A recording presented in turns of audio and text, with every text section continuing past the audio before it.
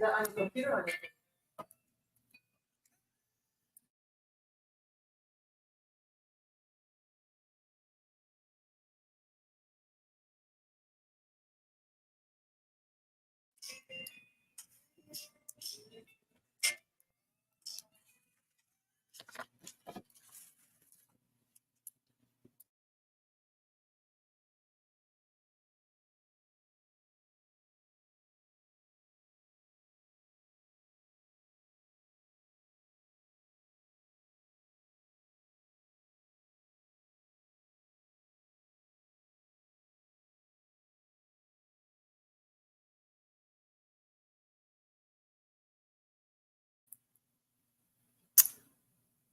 I wish my Android did better.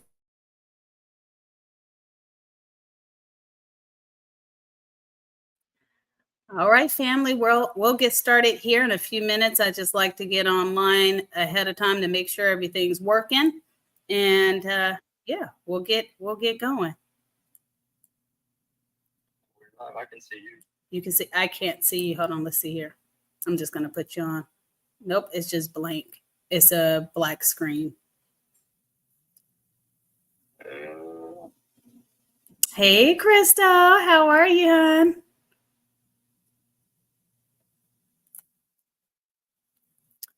Let's see here. You all know how technology works, so I just see a little round picture, not what. Yes, you're not coming up.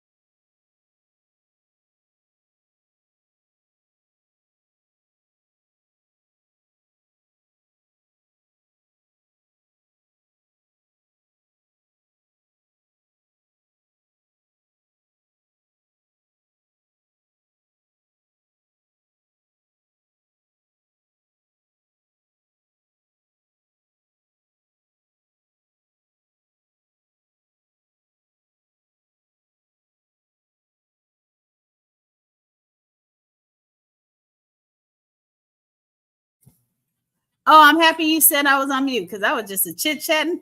Well, I am doing a lot better. Let me see if Demetrius can. Oh yeah, I see you now, D. All right. Oh, come on, Rico Suave. Don't do that. Hold up. Wait, your message off. What'd you say? If I say, are we live or? We are live. Oh, okay. Well, wait. No, but it's okay. It's okay. I'll get us started in a second. I think it started at just now. It probably just went live, so it's not live yet. Okay. So I think some people can see us if it's like Facebook, they can, or YouTube. Maybe YouTube people can see us. Crystal, are you on YouTube? Can you confirm that for me, hun?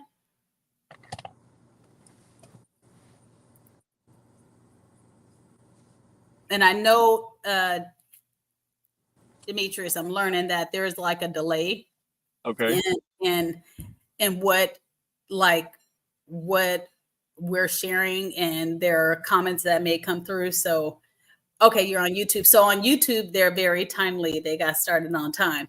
And Facebook, let's see, I'm going to check with my sister Toya and see if it's, do we appear to be live on Facebook yet, huh? Okay, let me check Facebook. It's on both. Let me see here. It's okay. Let me check this. Give me 1 second. All right.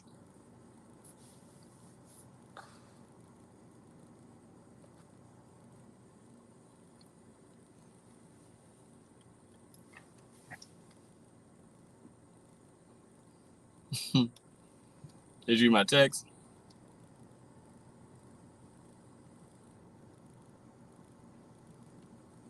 Hold on, let me check it.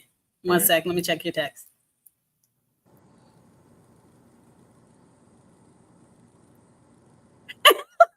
Oh boy. Oh boy. Oh my gosh. Okay, hold on. Let me check one more time. Now check it now because it looks like I had to change it to public. I see you unintentional guys. See if you can see me on mine now.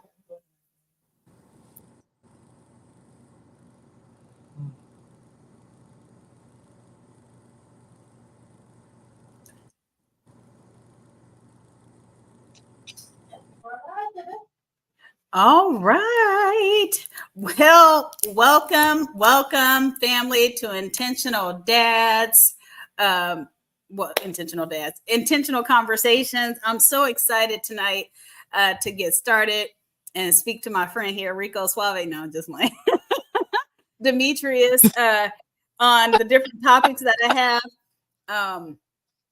I hope you all are able to hear me okay. Demetrius, can you hear me okay? Pretty good. All right. Okay, you were just delayed a little bit, but I think you're good now. All right, so let me just give my normal disclaimer, which is that we'll have straight talk conversation about the topic, which is straight talk, no chaser, and we'll go over Demetrius's past fatherhood experiences as well as with his father being fathered, and then we'll get into his present, him being a father, and we'll get into co-parent partnership. I just want to give the disclaimer of whatever we share, recommendations, thoughts, opinions, etc. These are based on our experiences. So if it connects and resonates with you, awesome. If it doesn't, it's all good, right? Everything doesn't have to be your cup of tea, and that's okay. But if you have thoughts, opinions, ideas, questions as we converse, put them in the chat as I'm able to. I'll definitely be checking the chat out and comments out, and we'll plug in those questions as we can. And yeah, so we'll just go ahead and do that. And so I'm going to allow Demetrius to introduce himself a little bit more, but I just have to say that a little bit about Demetrius, right? We have been friends for I was like, man, I think we've been friends definitely close to, if not 15 years, like something like that, through the firm that we work for. And man, it's just so funny to see how we've grown and expanded since then. But I met Demetrius and through my company, and I think we hit it off immediately. And then from there, we just stayed connected. He is honestly one of my favorite souls, period. Likewise. Yeah. And I don't even want to just toot his horn too much. But he is also, prior to my daughter caring for my hair, making sure that it was healthy, Demetrius did that for me for years. And then he was I would say you were a great example and a mentor and advisor in many ways to encourage Asia. And she followed the steps you gave her to go to Paul Mitchell and I told her about what you shared last night about what she needs to focus on being a colorist. And she just values your opinion. My husband loved you as well. We just love Demetrius. Let me just say that. And as a crew. And so I'm grateful that you decided to jump into this conversation or accept my invitation, I should share. And I admire you in many different ways, from a business perspective, friendship, your intellect, your perspective, your ability to articulate and converse at all levels of a company and with all genders and unapologetically, right? You definitely you dish it raw, and but you're also very mindful, empathetic, and you process. So I think you're phenomenal, and I think you're a phenomenal father too. But I'm just going to shut up until you share, and then if I have time, he'll share, and you guys, I don't think I'll even have to tell you why I think he's a phenomenal father, but anyhow, let me just shut up and give you the floor and say, can you just introduce yourself? Tell us a little bit about who you are. Well, you done raised the bar so high right now. At the end of this interview, they're gonna be like, he ain't none of that. Nah, but you done hyped him up. Nah, definitely appreciate it. I was actually on the phone with a coworker of mine, and I was saying, I post stuff. I'll post it and forget I even posted it. Am I clear, by the way? I'm sorry. You are. Okay, so I'll post stuff and forget I even posted it. And people hit me up like, you on the podcast? People have asked me to do podcasts forever. And I'm like, no, you know me. And yes. So just join in. And people like, I'm going to join in, And I was telling him, it was like, who is this person? And I had to think, I was like, wow, I've been knowing you for over a decade for sure. Oh, yeah. And it's okay to disclose it. Hold on one second. Your connection is breaking up. I was like, for shade. Give us 1 second. Let me tell him his connection is breaking up.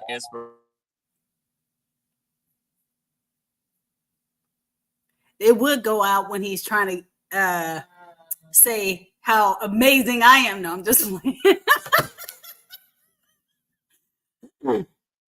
let me hit him up real quick. Give us a second. And I'll let him know that it went out. One moment, please. And just keep on watching. Give me 1 sec.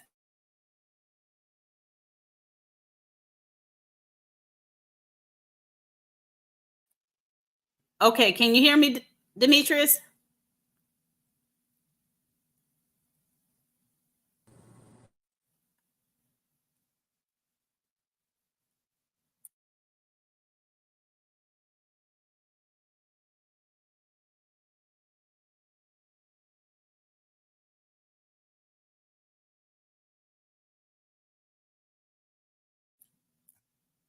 Okay, I just told him to leave and come back and start where he where he stopped, which was how amazing of a friend I've been. No, I'm just messing around, but I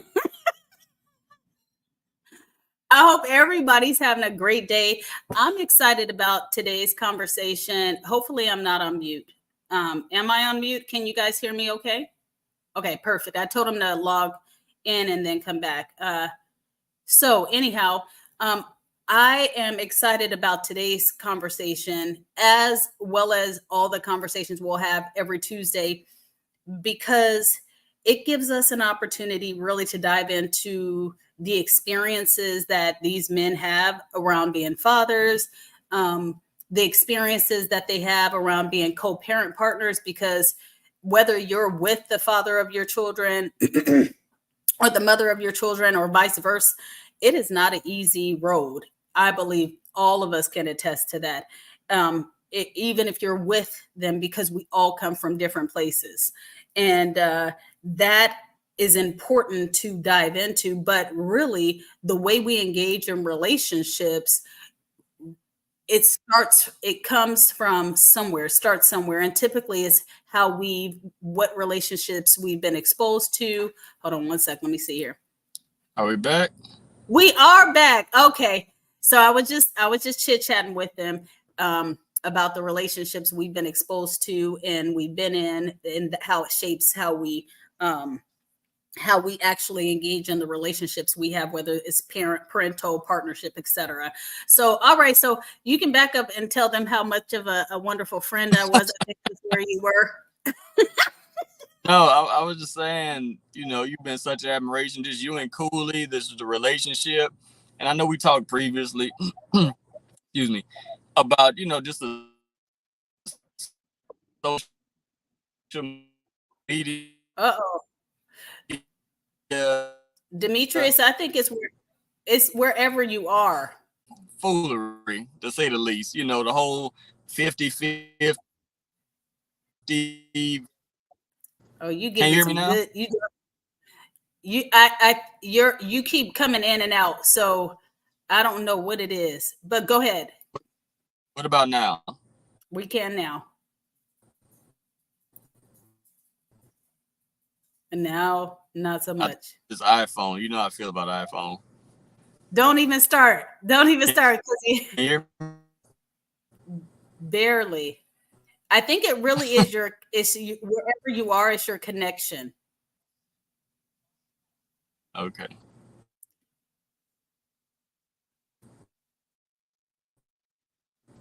We can see you, but go ahead and start speaking again, dear. And I'm showing all my. Hello. Okay, say it again.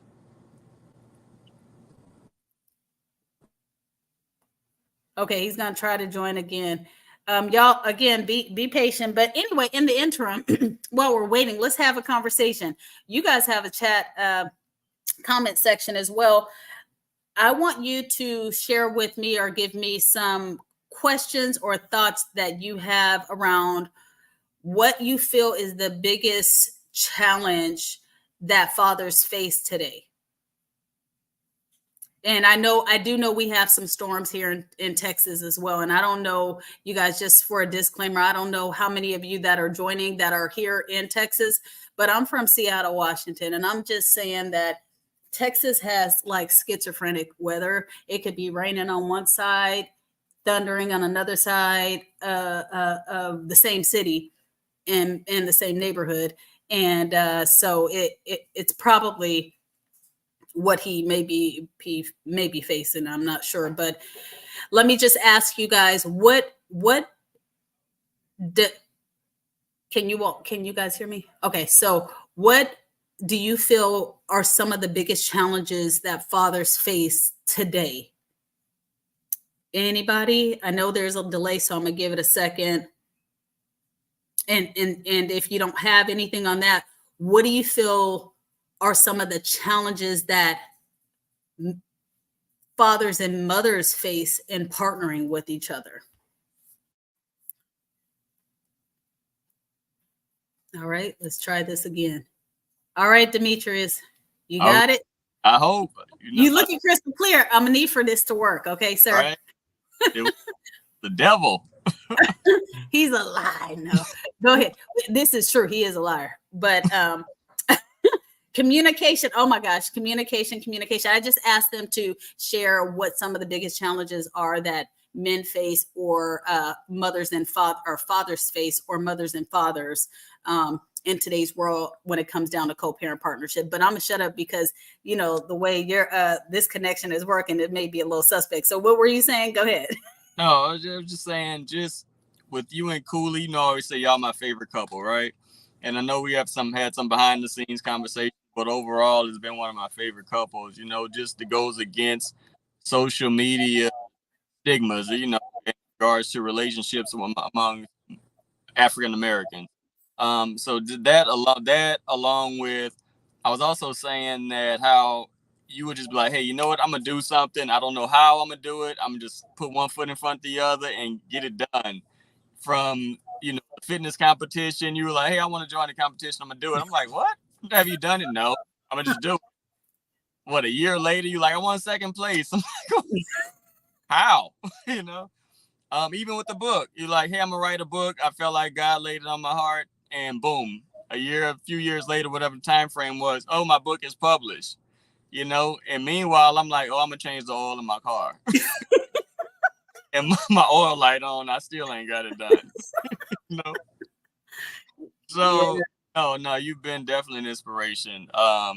With the kids, just being a parent, a wife, just everything. And as a Black person, a woman, in corporate, just so many different things, so many hats that I know you wear personally, that, I've always felt you've been exceptional at. If I haven't given you flowers before, absolutely you deserve it, Oh, you've always been very candid and open with Cooley, and I'm grateful.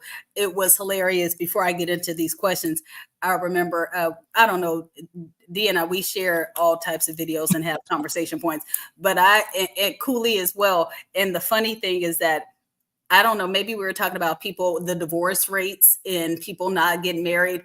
And Demetrius said, let me tell you and Cooley one thing. If something's wrong with you guys, we all go into counseling. Y'all, me, you, and Cooley, if you guys got to stick this out, y'all register for it because we ain't breaking up. All you and Cooley got to, I am invested. So y'all have got to stay together. So anyway, I thought that was funny. All right, let's just jump right into this. So what I want to start with, I think doing a little bit different than what I did last week with my husband, which is I want to talk about how your fatherhood experience. So your relationships with your father, was he around, that type of thing. Let's just start there and then I'll get into some more specific questions. All right. So, and it's weird because I know I'm sorry, pause.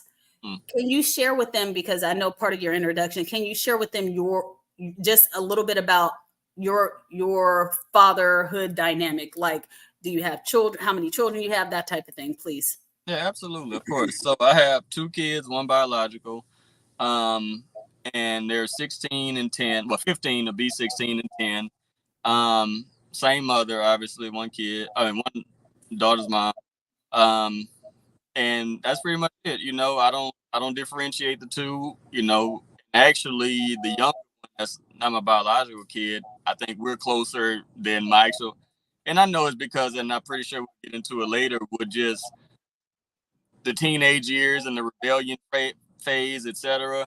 But I don't have favorites.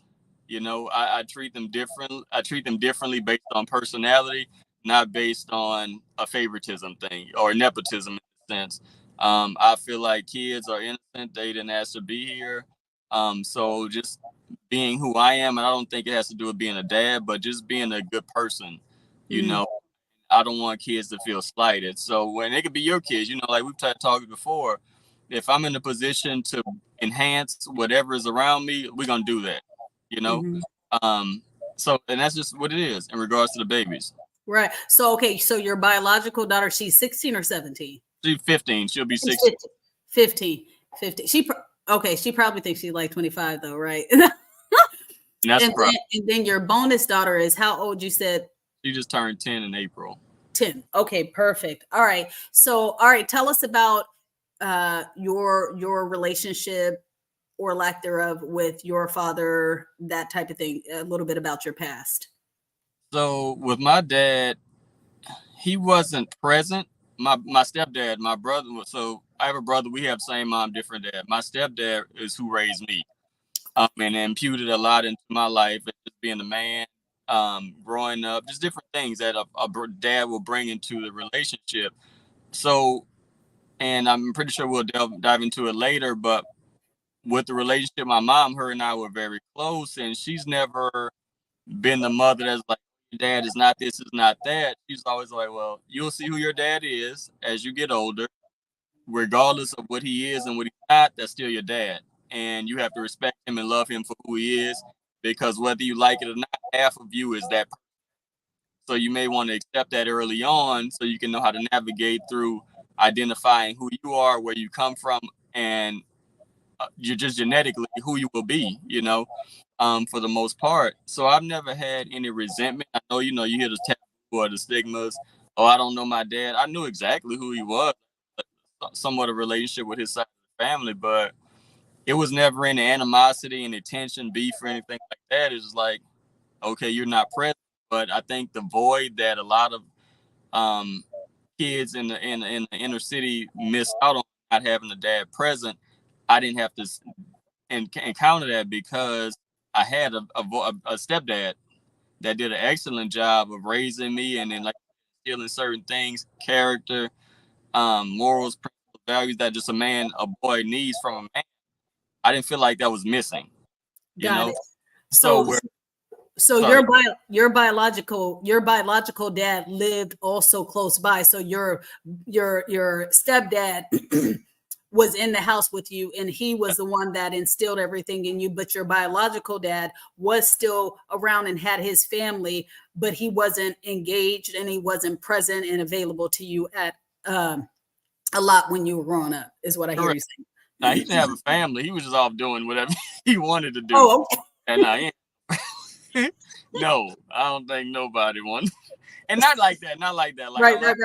dearly, like even as adults, we can sit and talk. And again, I think I appreciate my mom, and I didn't understand as a child. But of course, as you get older, and your sense of understanding enhances it with maturity, I see why she didn't want to build a wedge or animosity with me towards him. If anything, I think just in talks, candid conversation between he and I has always been more of, hey, you know what, I'm sorry. I know I wasn't present because of X, Y, Z, but I'm sorry. And I know he has remorse and regret for it. For me, I'm like, I'm cool.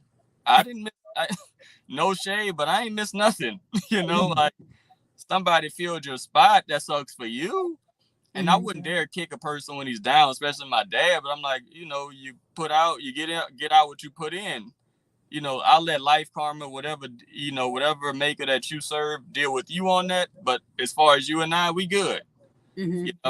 But no, he wasn't present. They pop in and out, sometimes in, sometime out, like a hopscotch. But I was like, hey, okay, cool, you're not, all right. The show still goes on, Yeah.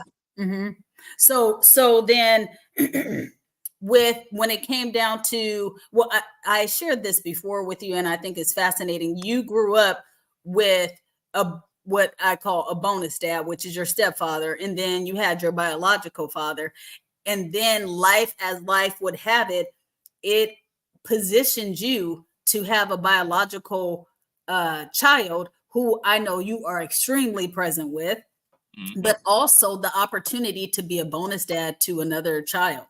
Right. Which is amazing, considering that you experienced that. And you're a beneficiary of someone investing in you. So I do see how connected and how much you give back into that. And I think it's amazing. So then when it comes down to even having your biological and bonus dad in your life, well, your biological dad afar, what are some of the greatest challenges, even with, I know you've been all good and your bonus dad or your stepdad filled the gap, but did you have any kind of challenges or questions about your identity at all? Or if not, it's all good. And what do you think your bonus dad did or your stepdad did to make you feel like I'm all good? Because you definitely seem like you're like, okay, it's all good. Like you said, sucks for you. I was good. Yeah.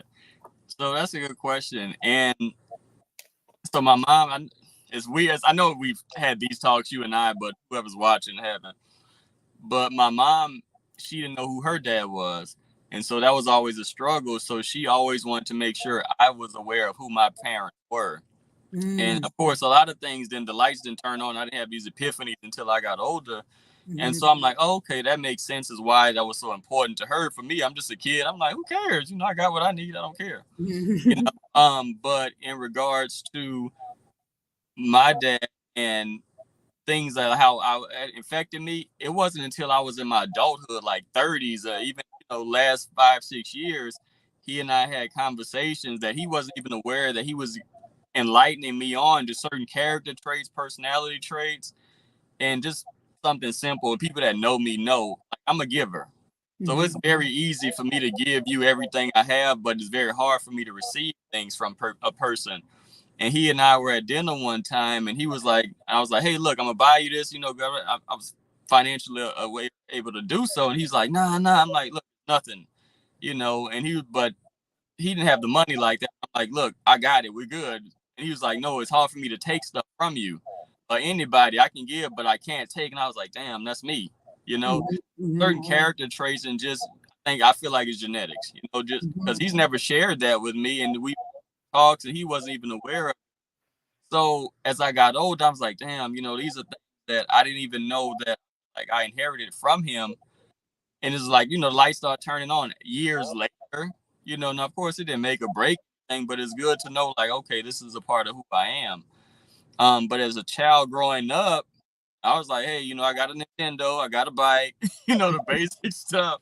I don't feel like it was anything that was missed, in regards to him. It was a few times just being you get to that stage, my teenage years, me and my mom would get into it. You go through a rebellion phase. Me and my stepdad got into it. And I'm like, man, I wish my dad was around so I could get out of here. I'm ready to run away, And I go, my grandma's house, hell no, ain't nothing over there, because my mom was like, you ain't taking the Nintendo, and it's boring by my grandma's house, ain't nothing else. I'm like, dang. That was one of the few times I could feel like I wish my dad was around, but it was just because I didn't want to deal with my mama and her stuff at the time, So it was nothing major. Just me wanting to do what I wanted to do at that teenage phase. Right. But I think you make an excellent point around you don't know what you don't know. Right. You don't know what you're missing. Right. Just making sure that the fact that your mom was so intentional about you understanding your lineage, good, Absolutely. Bad, or indifferent, I think that's powerful. I talked to one of my friends a couple of weeks ago, Toya. We were talking about how her bonus moms and the mothers of her siblings, even though her dad was doing his thing, and these mothers, they came together and they were like, you're going to know your family, right? No. Awesome. And so the ability to build a bridge and get over your own emotions, and the fact that what did your dad pay child support? No. I'm just trying to ask. He ain't pay attention. He didn't pay attention. So and the fact that your mom was so like, he did not invest anything intentionally, like to make my life easier as a mom, but I still need for my son to know who he is and then create his own experience and perception that I'm not going to jade or taint. It's not easy to do.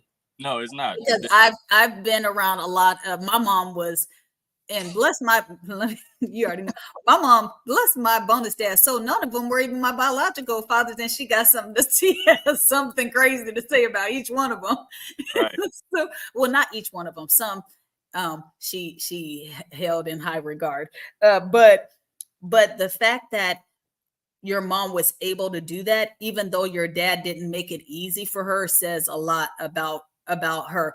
Let me just ask another question. Your bonus dad, did he ever speak or say anything about your biological dad, or did you guys dive into those topics? So it's interesting now, and literally in this moment, now that you say that, I guess I never put two thoughts into it.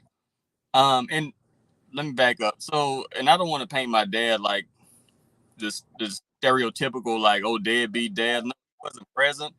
But I don't think it was he wasn't present because he was like, I don't care about this child, because I have a sister from him also. I have a sister that I love dearly.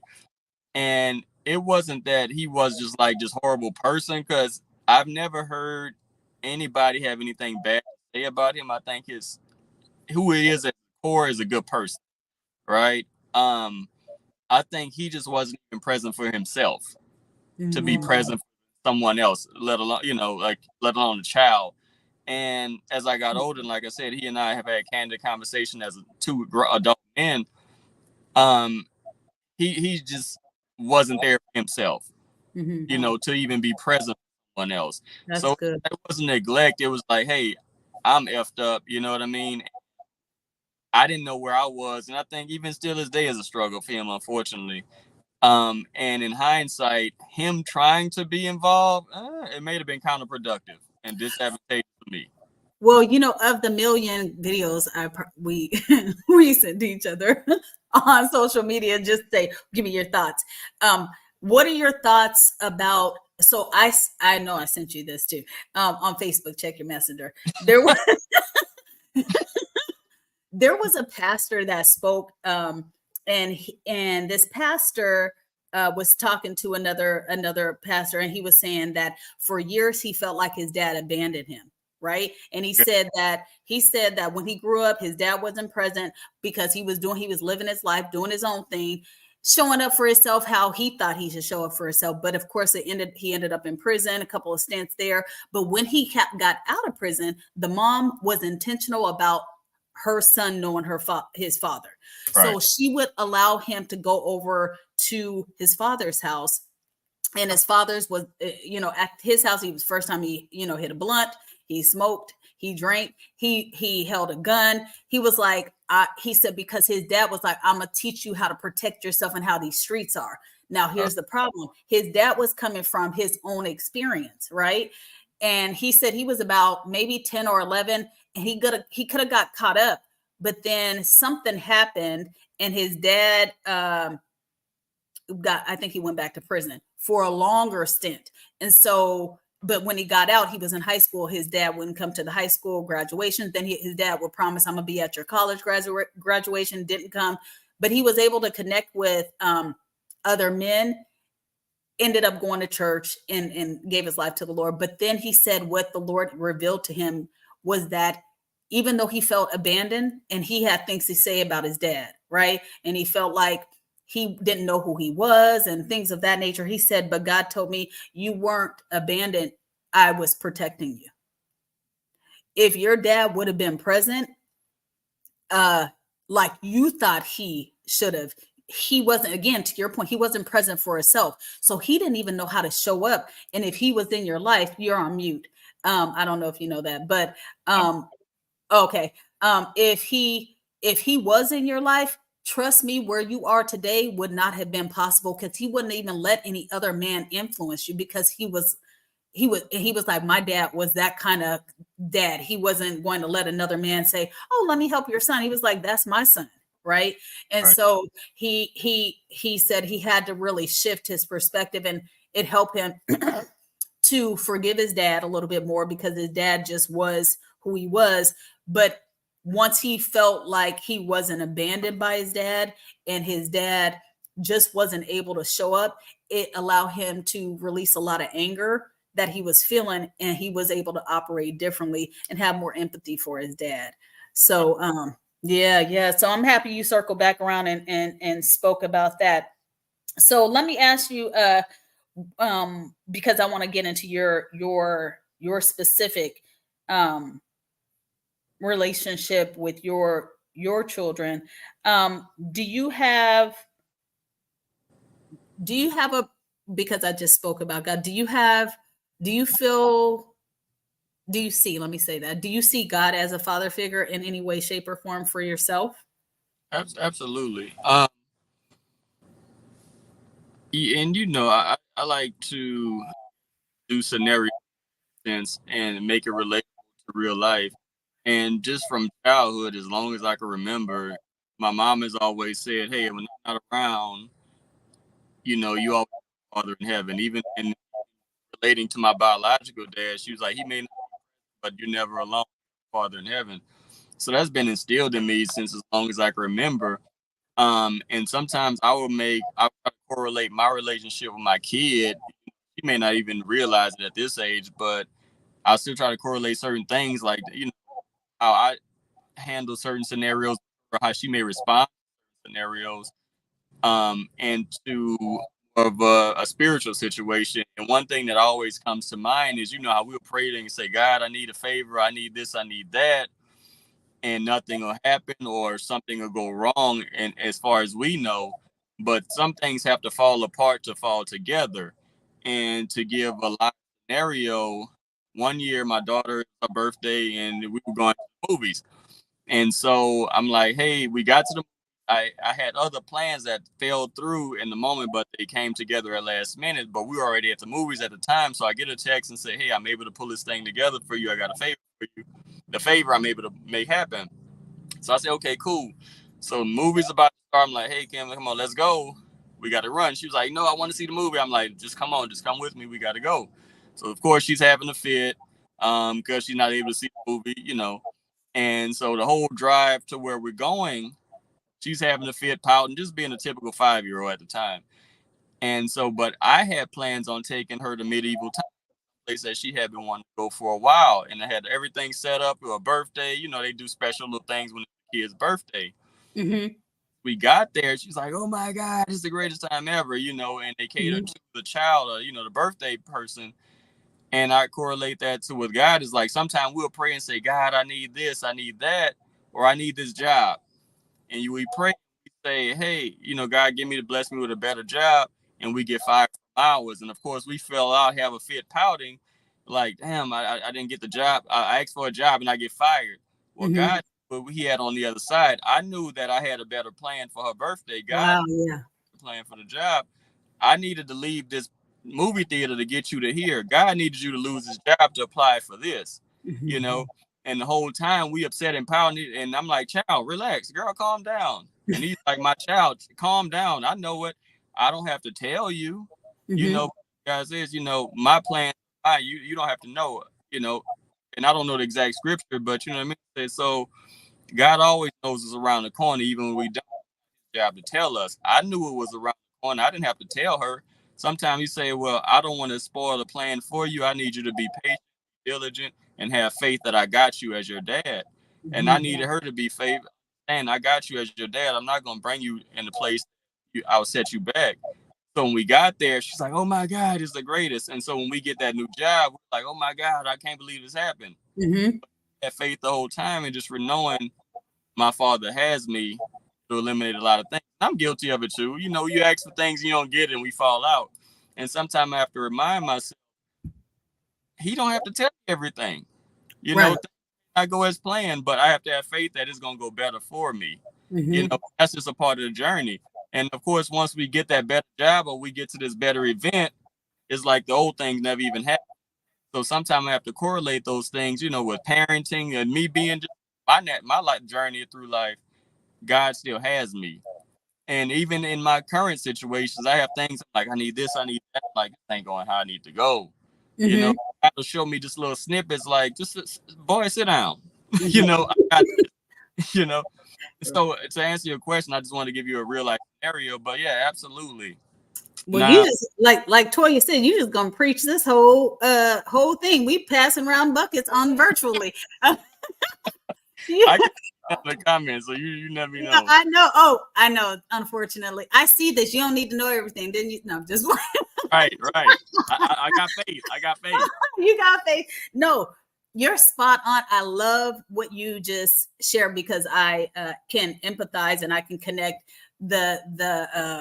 with the fact that oftentimes if we can do what you're doing, which is say our parenting relationship, the intimacy in that, the trust in that, all of that, it really applies also to the Lord as well. If we can see him in that way, some people can't see him in that way because their fatherhood experience was a different experience. So it doesn't mean that they don't encounter intimacy with him. It just means that they see it differently. But I always challenge people just for a second. Could we look at it and say, all right, man, where we're doing, like you said, having a fit or feeling like we know things, or when God says, ask me, right? As a father, you want Kim to ask you for what she wants, right? What she wants, and candidly. And when she asks, because she does it with so much trust, like, I know my dad got this, right? You're like, man, I'm coming through. God's like that as well. He's like, when we are like, oh, I know he's gonna come through. He's coming around the corner, Now, when he doesn't come around the corner, you're like, well, what corner you want, Lord? Am I in the wrong neighborhood? What's that? And sometimes we are in the wrong neighborhood, but I feel like when we ask, and even my child's like, Dad, I need you to do this. And sometimes I'm not. And it's not rejection, is more so I need you to figure some things out yourself. It's building resilience, it's building the faith, it's building confidence within yourself to say, hey, I don't have to go to him for everything. Because God gives us 5 senses to say, hey, you have everything within you to figure out what you need. Now, I come into play when you cannot, So I think that's what God is for. And say, when they say he won't give me more than I can bear, sometimes he will, because if you can do it, what's the point of me? And with my child, if you can do everything, you don't need me. And even that right there, even God won't put more on you than you can bear. That when we are able to really dive into that, if we can't bear it, if we can't, he also is telling us the partnership with me, I'm sufficient. I'm sufficient. When you're weak, I'm sufficient. So meaning that it's all good either way, right? All things work together for your good. But if you don't know how to partner with me, if you don't know how to, like you said, use your five senses and leverage it to the extent that you can, and then say, Lord, this is beyond me. This is above me now, right? If you can't say this is above me and I need you, right? Right. It really is understanding your role and leveraging, like you said, the resources you have, and then saying, oh my, that's beyond my reach. The Lord has that. But the reality is that I know this is not more than I can bear, because if I leverage the partnership that I know I have, then it's all good. But Right. I love that. So let me ask you a question about you as a father. Did you always want kids when growing up, or did you just stumble upon this? I don't know. Some men always want to, I felt like I wanted a kid, at least one. At the time I had it, no. I was like, what, 24, 25 when she was conceived. And, I mean, I know but people, I don't know how many people watching. I tell, like, me and my daughter, we're so much alike. Like, people say she's copy and paste version of me. Yes. And the parts that I won't share on here, but she's very just me. And I tell her, like, you wasn't playing. You was oops, like, uh-oh. You was late night, me and your mama partying too much. Dang. Adults on whoever's watching, y'all know what that means. So, like, I don't care. You should have. This is gonna sound terrible. I'm trying to keep PG. My baby tells her, Mama, well, you should have fell down the stairs on purpose if you didn't want. Like, who tells it? And she don't care. She like, well, I'm here. Give me what I need. And it's kind of like one of those things. Sometimes the mistakes are the best mistakes you can ever make. And that know me, even though me and my daughter bump heads like two rams, that like she's my everything, right? Yes. So did I want kids? Yes. At that time, no. But it's one of those things where life sometimes throw you a curveball, and what are you gonna do? It's like you're gonna step to the plate and make it happen. You're gonna fold under pressure. And in regards to being just a parent, that was one of those things. I was like, nah, I'm gonna make it the best I can at no matter what expense and what cost.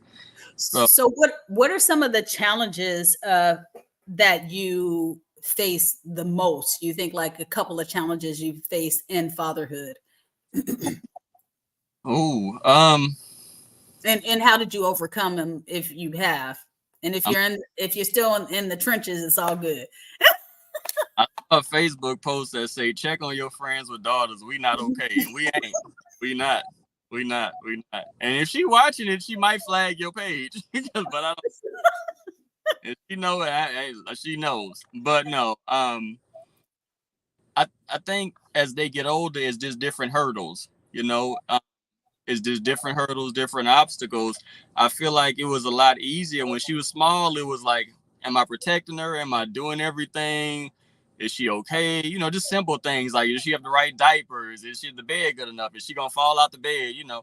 Then she gets, school age. Is she sick? Is she, getting to other kids? And now she's a teenage years and she's driving now. It's like, is she safe on the road? What about the boys? Things for her own protection. Now, as far as our interpersonal relationship between her and I, is that attitude and that mouth.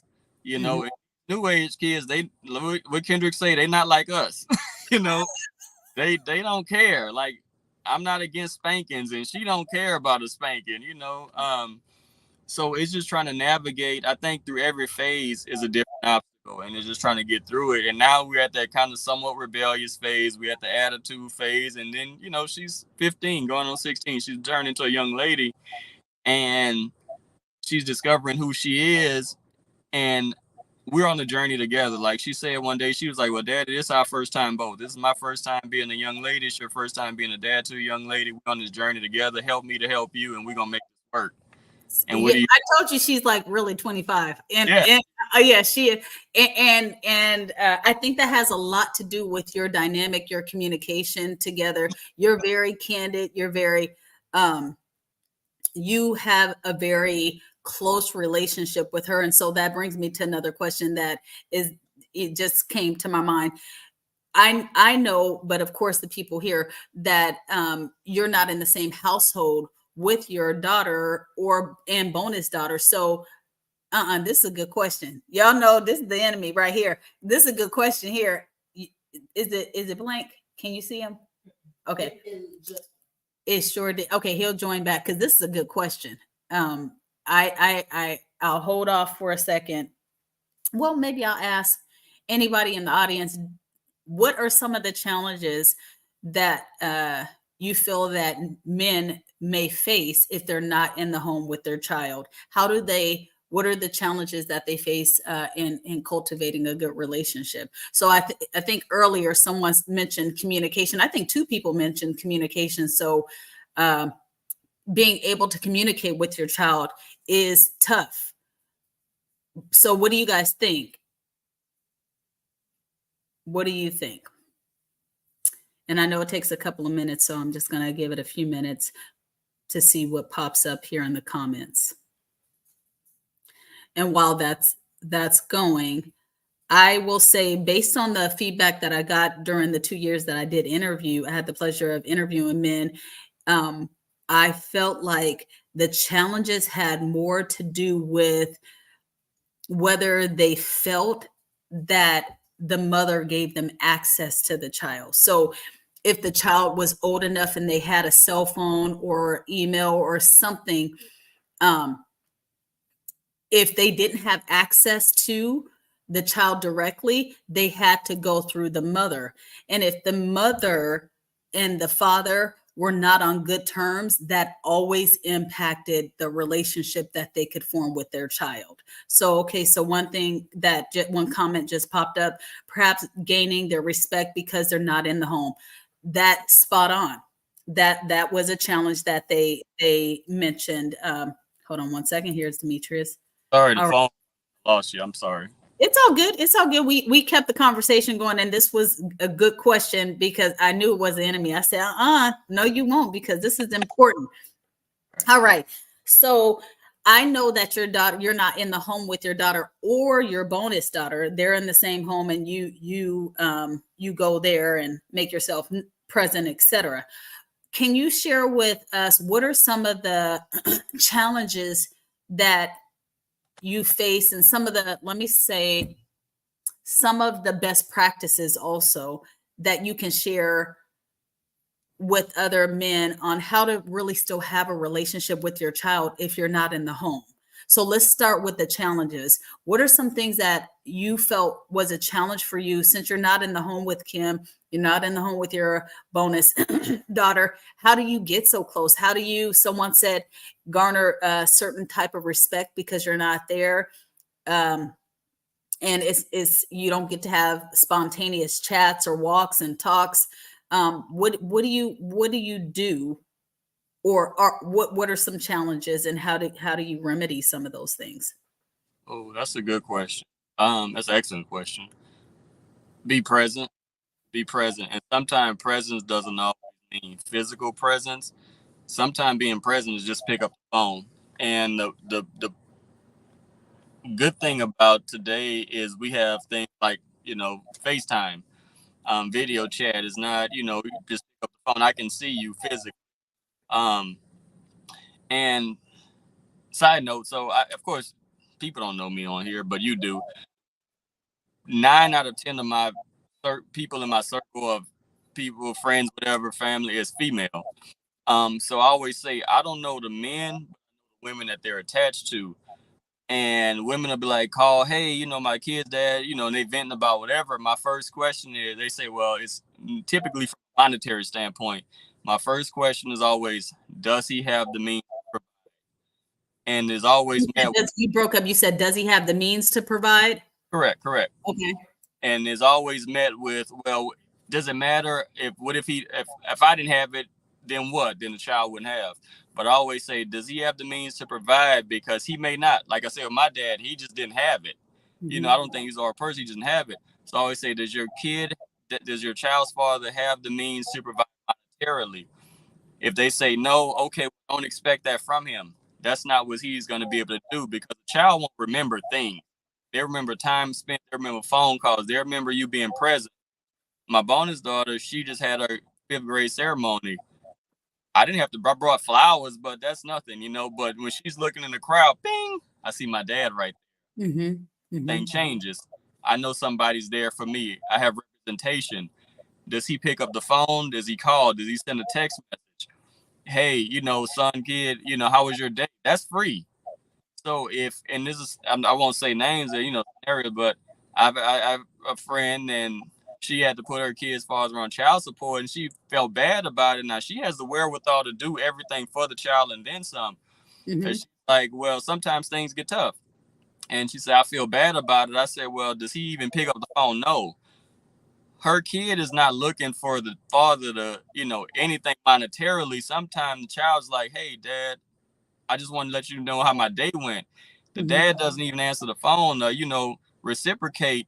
At that point, yeah, you might have to put those people in his life, you know, wake up call. And of course, now all of a sudden, oh, hey, what you do? But why just that? You know what I mean? And we can delve into that later on as far as, you know, my thoughts on that. But in regards to, you know, what does it take to be involved? Just be present. A phone call is free. A text message is free. Hey, it's nothing to take a child to the park. And I'll be, you know what I mean? You know, it was a part when I hit a very low point in my life. I didn't have a car, barely had a phone.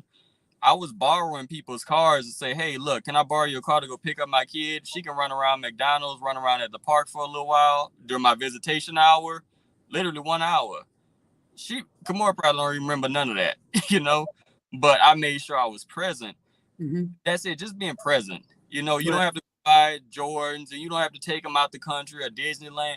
Just present. You know, my dad was very present. It's 2 gifts that I can think of out of the tons of other things. It was a bicycle and a RC car. When I turned 7, the bicycle, I think I was 13. I can't even remember all the other stuff he bought in between. But everything I remember that I still implemented to this day is him being present, our conversations, even if it was for discipline and structure when I'm coming in late. And I'm like, God, damn, shut up. I'm ready to go to bed. He like, nah. I'm like, can I just get spanking and get it over with? He like, nah, you're going to hit this lecture. Then I hate it, but I'm very grateful now. So just be present. So my advice to make it long, you know, I'm long-winded. No, but you're good. You're good. This is why we're 2 peas in pod, but go ahead. To make long story short, what would I suggest any man? Like when they be like, man, you did that and the other about these women. No. And I'm being very PG as I can. Bro, be present. Pick up a phone. It costs nothing, you know, for you to say, hey, son, hey, daughter, I'm thinking about you. What do you need? How was your day? Sometimes kids just want to vent. They human too. And just pick up a phone or show up. Yeah. You don't like the mom. You don't like her husband, boyfriend. Bro, I don't care about none of that. Show up. You know? Yeah. Let them deal with what they got to deal with, but just show up. Yeah. Because at the day, you want your child to feel secure knowing if nothing else, my dad is going to be there. Absolutely. And it goes back to what you say as far as the relationship with your heavenly Father. When all hell break loose and ain't nobody else around, I know I got one person that's going to show up. Right. And even now, like, I know people that see my social media like, oh my God, how you the greatest dad ever? I'm like, nah, me and Kamora bump heads. But she knows one thing. I like, we got into a big issue a few weeks ago, and you and I haven't even talked this in detail. And I had to show up and get on her behind. And I told her, you got a daddy. That's a phrase I always tell her, you got a daddy.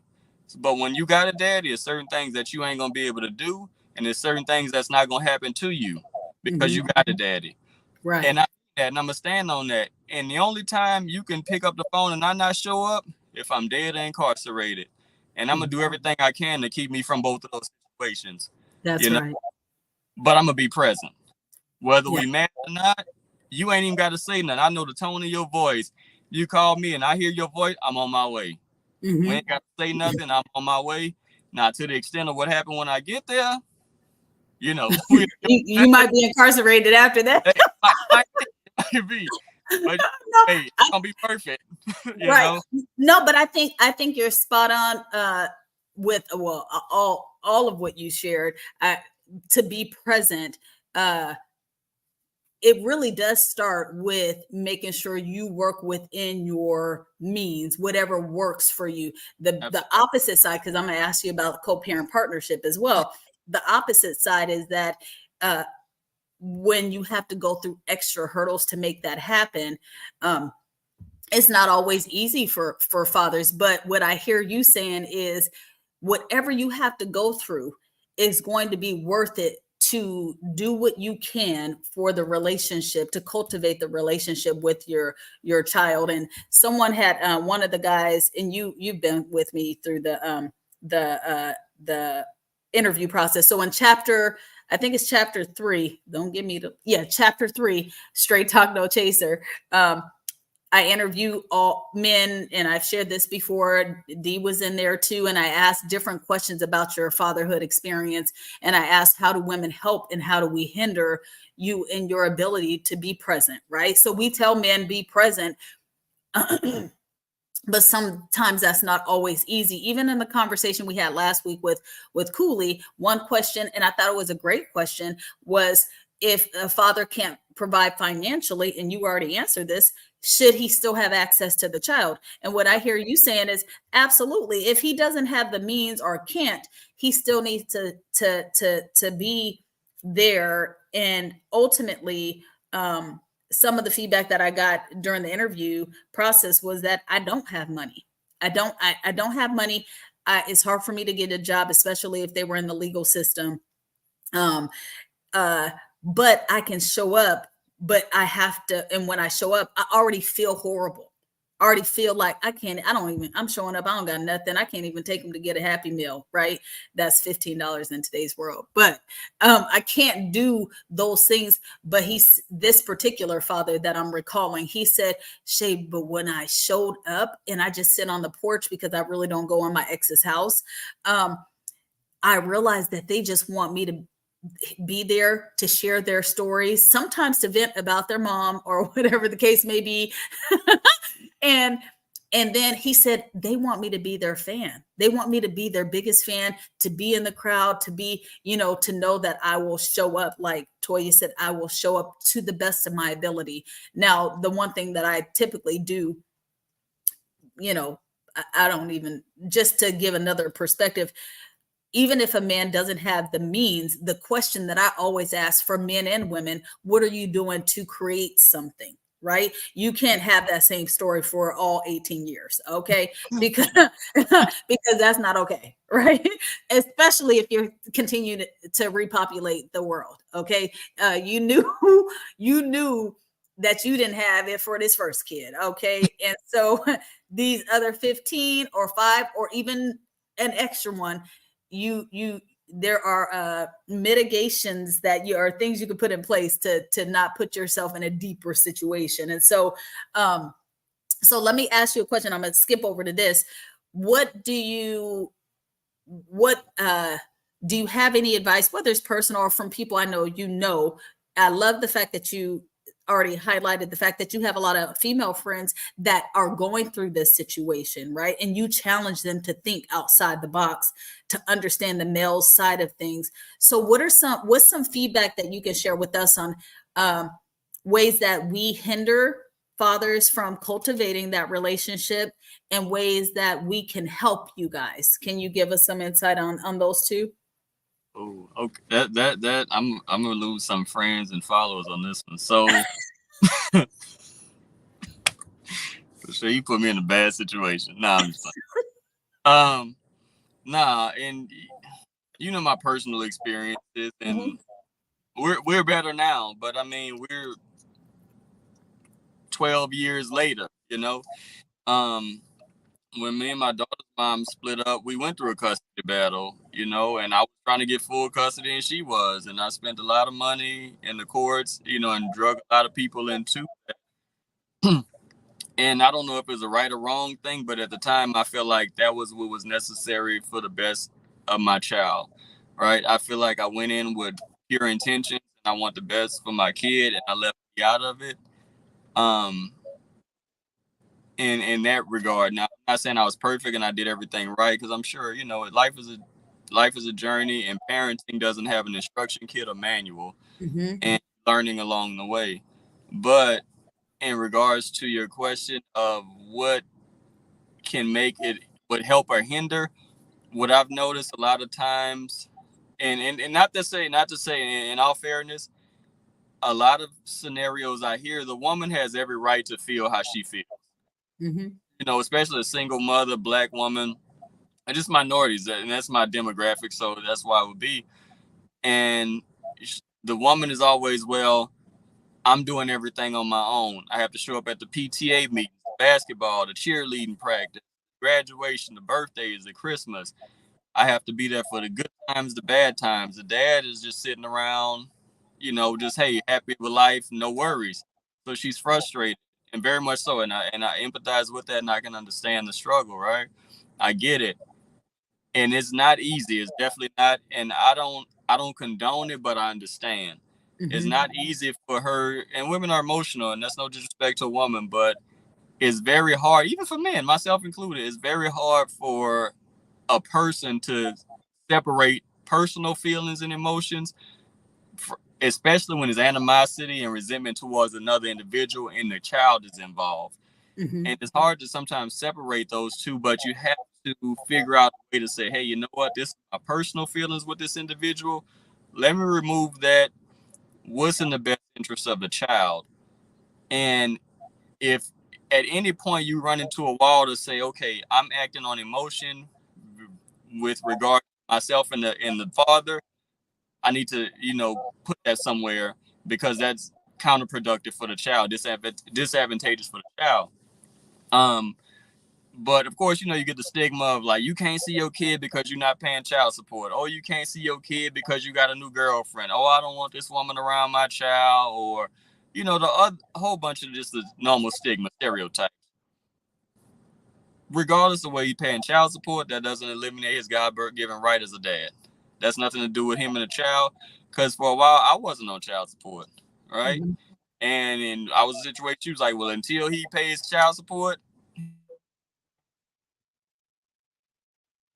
Oh, I guess you cut him off just like this. Cut him off because he didn't pay child. No, The South that didn't have to. Did you hear me? Or I hear women like you say, well, he got a new girlfriend. Hello? Can you hear me? Yeah, I know we lost. Go ahead. Keep going. And I always say, well, that's cool for him to have a girlfriend, but is your child in danger? Do you have faith in this man that he's going to make sure your child is protected and safe emotionally, physically, at all costs? Mm-hmm. If the answer is yes, that's a you thing. Don't make it a him thing. Don't make it a your child thing. Mm-hmm. No, the relationship didn't work out. No, he may not be providing financial support for you as you may want. But if your child is happy and feeling complete when he's with the dad, let him go. Yeah. Like my dad say, I'm coming to get you. I'm like, we ain't gonna do. She's like, go with your dad. Go. And I'm like, for what? She's like, I don't care what y'all gonna do. I don't know. Just go. You figure it out. You make it. You come back. But my mom has never, not one time, say, well, your dad ain't doing this. Transparency. My dad done been to jail for lack of child support. Mm-hmm. But my mom was still like, that's your daddy. Go be with him. Figure it out. Y'all time or not, whatever. We'll figure it out when we come back. At that time, I'm like, okay, cool. But later on, I'm like, damn, that took a lot of her because she wasn't getting nothing, right. And that same, and I've been the same, like, when there's a situation with my kid and her mom and I didn't like it, I put my 2 cents in and I'm not proud of it. And a lot of times it is on emotion. And when emotions are high, things can kind of go awry and you come out of character in a sense. But I think the biggest hindrance I've seen is when women insert themselves and their personal opinions, beliefs, and views on how they feel like it should go versus what it is, and hinder and take away from the child. Like, you can't see your kid. That's not okay. I don't believe in that. Now, if you feel like the child may be in danger, that's different.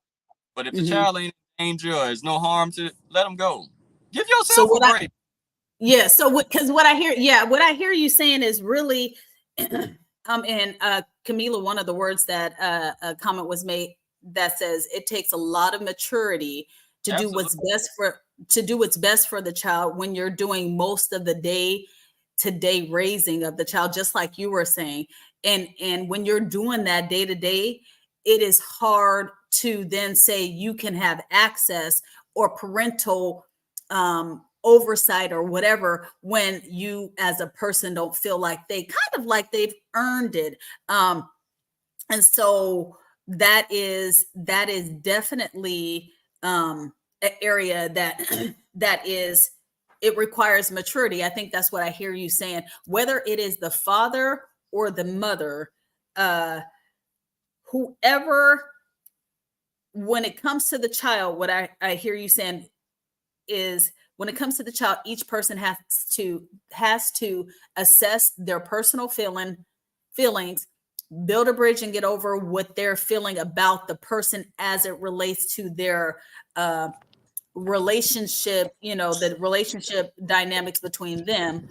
And they have to really figure out what, can you hear it? Can you hear it still? Yeah. Okay. Yeah. They have to, there's some, do you have on the AC? Oh, not bad. Well, I don't want you to burn up either. Okay. We good. Okay. But sorry, hold on. My alarm system's going off. My daughter just came in. Okay, so let me kind of come back. At the end of the day, you cannot penalize the child because of what you may feel about the other person. If you're the mother or the father, whoever has custody, the mother or the father that's not the primary parent, if they are not going to put your child in danger, if they are trying to show up the way they can, then allow them to do that, right? And absolutely. I think the piece that may help us, because like Camila said, it takes a lot of maturity, but some of it takes a lot, is practice makes progress, right? Yeah, meaning that you have to practice it.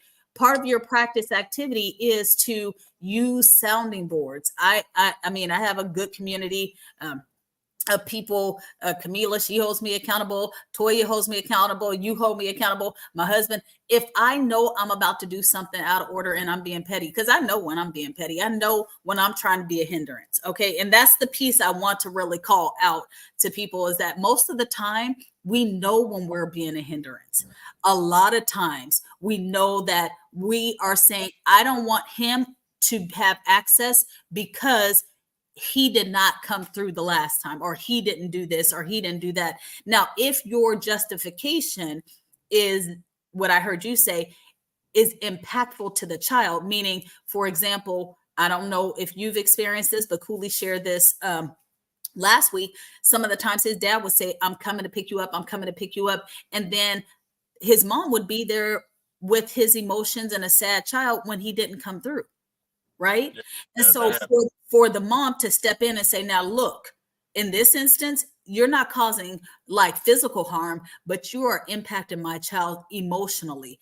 Each time you don't come through, each time you promise and you don't deliver. But outside of those instances, if he can just take them to the park, when mothers come through and they make it challenging for fathers to do what they can, because of whatever valid reasons, it makes it hard for men to keep showing up sometimes in that space. Not saying that they shouldn't keep trying, but the question is, what do you do? How do you each contribute to keeping the main thing, which is the child?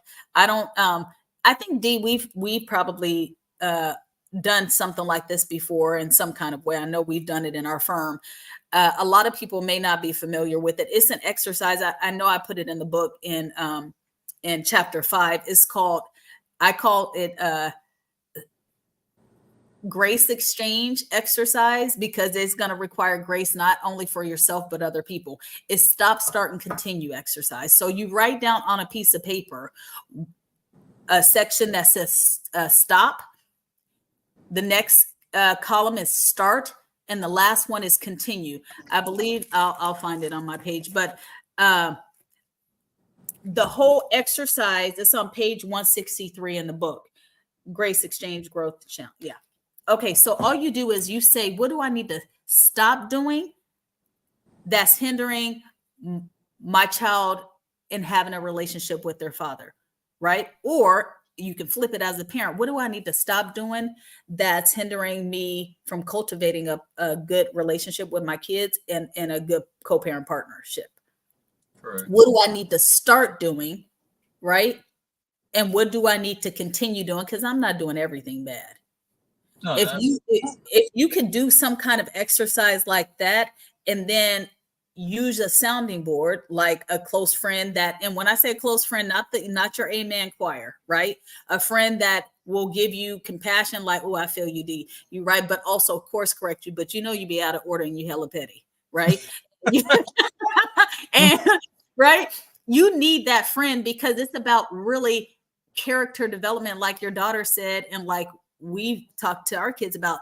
We haven't done this before. Like even some of the comments that have come through about not being able, like when you had a child with somebody, you didn't think that they would not help you financially and then ask for everything and act like they want to be the primary parent, but it only is present like 1% of the time. You don't plan for that, but when you are in the situation, you need to figure out, how do I work through those emotions? And that's what I heard you say a lot. How do I work through what I'm feeling before they manifest and be counterproductive for not only my child, but for this co-parent partnership? Because you're right. When you went to the court, in my opinion, you could tell me I'm wrong too.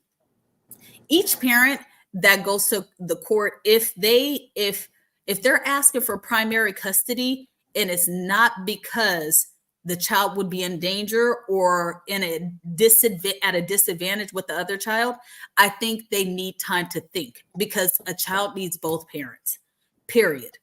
Agreed. As much as possible. So when we go in and we want full custody, if somebody's not challenging us, like, well, why? And really hit us, most of the time we're like, because she don't deserve him, or he don't deserve to be. And it's more of a personal thing, and it has less to do with, well, because if my child is with her mom or her father, she'll be in danger. Like, for real, not a lie, not a made up narrative that you came up with either. But there's a question here. Why is financial support minimized? Or am I hyper focused? So the question that's on the table here, I think it's a good question, because I know we've talked about, well, if he doesn't have it, he doesn't have it. That can seem like we're minimizing that he doesn't have the ability. He still should have all the access. Why do you feel like it's or do you feel like the topic is minimized, or what are your thoughts on this question? Why is financial support minimized? That's a great question, and I get why she's saying it. And it's one of those things, it is what it is, right? I don't feel like it's minimized. It's very important. It's essential. It's necessary for everything. I mean, we need money, right? Mm-hmm. But the thing that I hear women say is, well, if I don't do it, then what? It won't get done. It just won't, right? And the women that say that, they're in the position to do so. But let's be honest, for Shay, like we talked about last night, America is in a recession, and a lot of almost 30 to 45% of America is in poverty, right? Mm-hmm. They're below the poverty line. So, you and I in our immediate circle may not have to experience that, but it's another part of America. Wait a minute. I'm taking donations right now. What you talking about? But go ahead. It is a vast majority of America that's still in poverty. Like, I have friends in the educational system, and it's heartbreaking. And they say, well, these kids, the lunch is maybe the only meal they eat a day, and they tell me stories, and I'm like, damn, teaching is the last thing you do.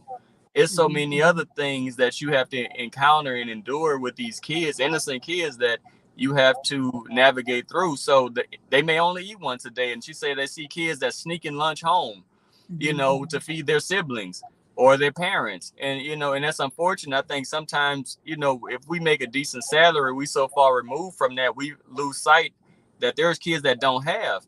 Mm-hmm. And so to answer that question, to bring it full circle, if the dad doesn't have it and the mom doesn't have it, then the child just won't have, So, and I'm not trying to discredit or attenuate the mom's position of having to work extra hours, work 2 jobs. I salute that, That's hard. That's not easy at all. And I don't want any woman to feel like she's unseen. Those are the struggles that y'all fight in silence and by yourselves. Those are the tears that y'all cry in the shower that go unheard, that need some attention, that need some nurturing. And I wish they all could have a hug in a sense, you know, in some form of fashion, because it's not easy. And I've seen my mom cry those tears, so I definitely empathize with that.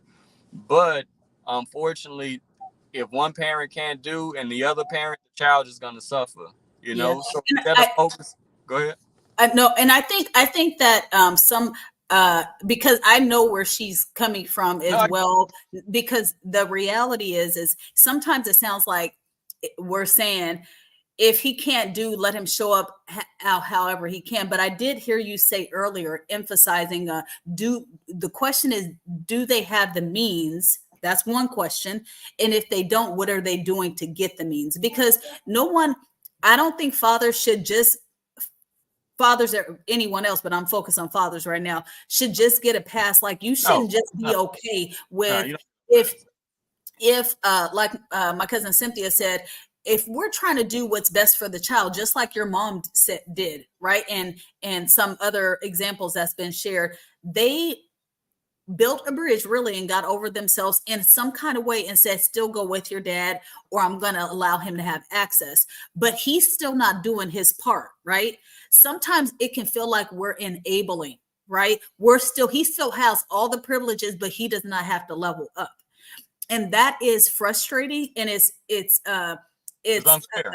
It's unfair, because going back to the recession, like, real talk, even with these mothers, they are barely making and extremely exhausted, and then have to come and hear you either have say, or not you, but fathers say stuff like, oh, I'm sorry, I don't have it, or oh, I'm this or that. But some of it is not what the reality is, because we still see you have a car, right? You have clothes, you in these streets, you have these. So it's a matter of decision. You're not prioritizing this child. And why you're not prioritizing is because maybe I made it easy for you. So that's what I'm just saying for Frashe and some of the women I know. I'm a lock in, because what you ain't gonna do is just keep feeling like you can have access and and you can come and save the day as a father, while I've had to endure a lot of things. That's tough.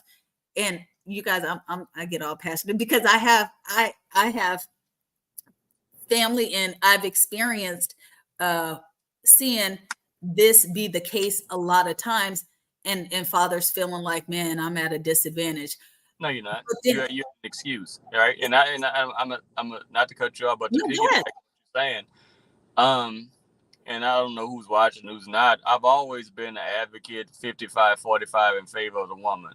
You know, I got 2 girls and my mom raised me. Those are 3 most important people in my life, you know. Mm-hmm. And whoever I date and marry, that'll be the 4th, you know, and it's going to be a woman, right? But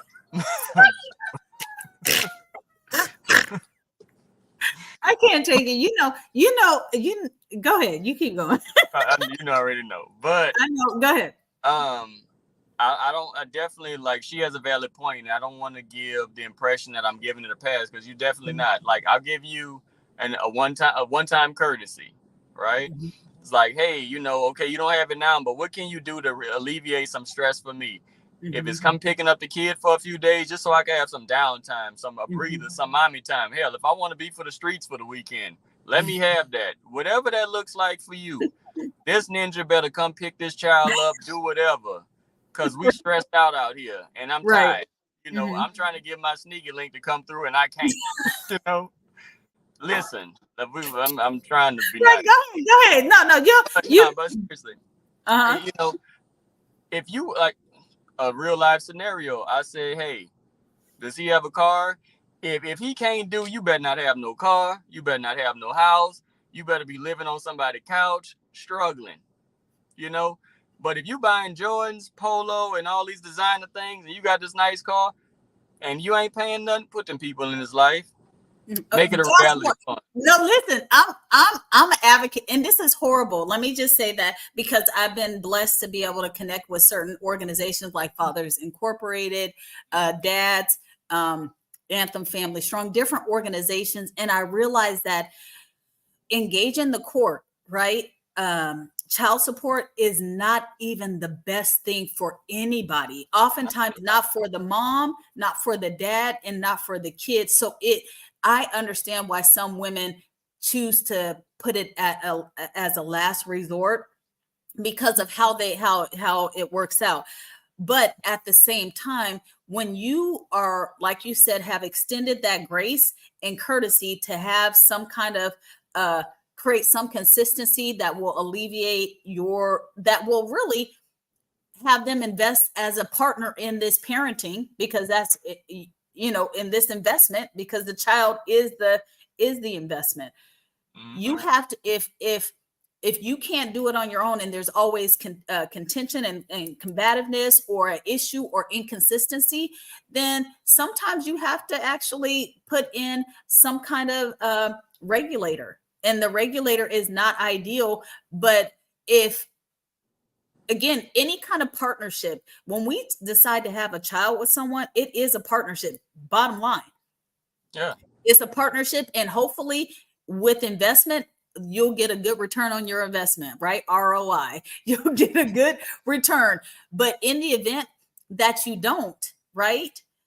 There are consequences, there are results, right? So hence, and they manifest in different ways with kids when they grow up and they know who invested most. I bought this for my mom. I bought a house for my mom. My dad, I did this for my mom.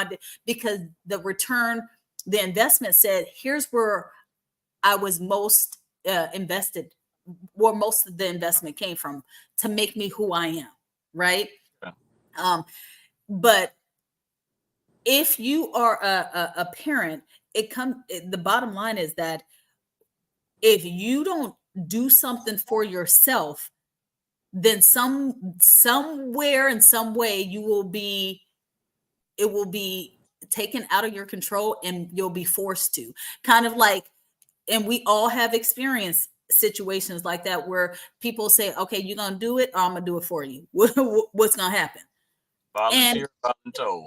And that's what it is. And unfortunate voluntold, or putting, bringing in different people that are not really advocates necessarily. Sometimes they're not really advocates for your child. Some of the times they are. Sometimes they are exactly what people need in order to protect and hold parents accountable to say, okay, but what about this kid? Because again, as it was said in the comments, this is bigger than you, right? And sometimes the courts and the different advocates in the court system and different programs like the ones that I've been dealing with, they really help the parent really recognize this is about the child, and do you have parenting skill sets? This is not only about money. This is bigger. And so oftentimes when the courts get involved, they ask for parenting plans, right? They ask, do you have a place to live? So it's not only about financial, but they say, do you have a place to live? What is your parenting style? If the child is in this situation, what are you going to do? That type of thing. Oftentimes in states like Texas, they don't advocate, they don't favor the father much, unfortunately. So it's not a balanced fight. So you can have mothers who really are not the best parent for the child, and they will win in certain states. Absolutely. But it just requires fathers to be more and more on it when it comes down to being present. All right, I know I'm running out of time a little bit here. Really. Fine. So let me ask you, what are some best practices you can share with us because again, from your co-parent partnership, what do you do? What do you and the mother of your child do to try to keep the kids the main thing? What are some things that you guys do?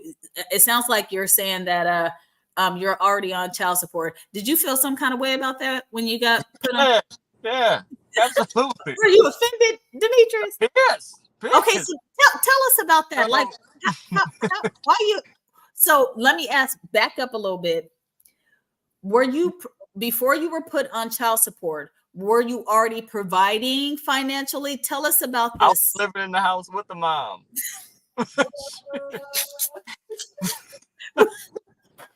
Hell, I was on child support before the breakup was official. Her ass was on. Sorry, she was on it. Like, oh, you about to get on before we walked out the door. She sounds like a strategic woman to me. She said, "Well, I think this relationship got She said 90 more days. Let me go ahead and put this paperwork through. She timed that stuff to the T. Now, I just want to retro a little bit. I just feel like child support should be a last result, not to be weaponized and be the first shot. Okay. Don't make it's because if it's the first shot, you weaponizing it to your advantage, especially because women have the upper hand. And I mean, you and I talk. I've spent thousands. I got phone book, yellow and white pages combined of paperwork to show how women are at an advantage and men are at a disadvantage in the state of Texas, at least. In most states too. Washington called out. I know Atlanta. I know a lot of states are like that. But go ahead, huh? I'll take your word for it. I can speak for Dallas. I've had attorneys be like, "Hey, man, I don't want to take your money unless this woman is basically show up with a syringe in her hand. You're not gonna get full custody." So when I hear a woman doesn't have full custody and the man does, I was like, "What the hell did you do? What's going on with you? Like, how? What did you do?" I'll say this and we'll move forward to your question. I was in the courts because a judge and my attorney say, "Hey, just go to a few hearings before your court date to kind of get a feel for how the system works." It was a situation. The woman was in jail. Her mom had to show up. She was in jail because she vandalized his car. She also failed a drug test, and she had CPS case that was pending against her that she pretty much was guilty of. And the judge was like, and he was like, "Hey, look, I pay child support. Here's all my documents. I'm current." That's her mom. The mom was like, "Yeah, she's in jail right now for vandalizing his car. She is on drugs, blah, blah, blah. Everything he says is accurate." And he was like, "I just want to see access to my kids. She's been hiding the kids, which is against the orders, blah, blah, blah." He's like, "I just want to see my kids. I don't want no trouble. I just want to see my kids. She can keep the child support. I don't care about the truck. That's insurance. I just want to see my kids. I haven't seen my kids."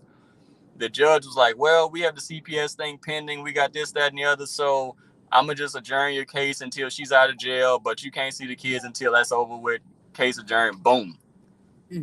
He said, "Are you effing serious?" You could just hear a pin drop in the courtroom. I'm like, wow.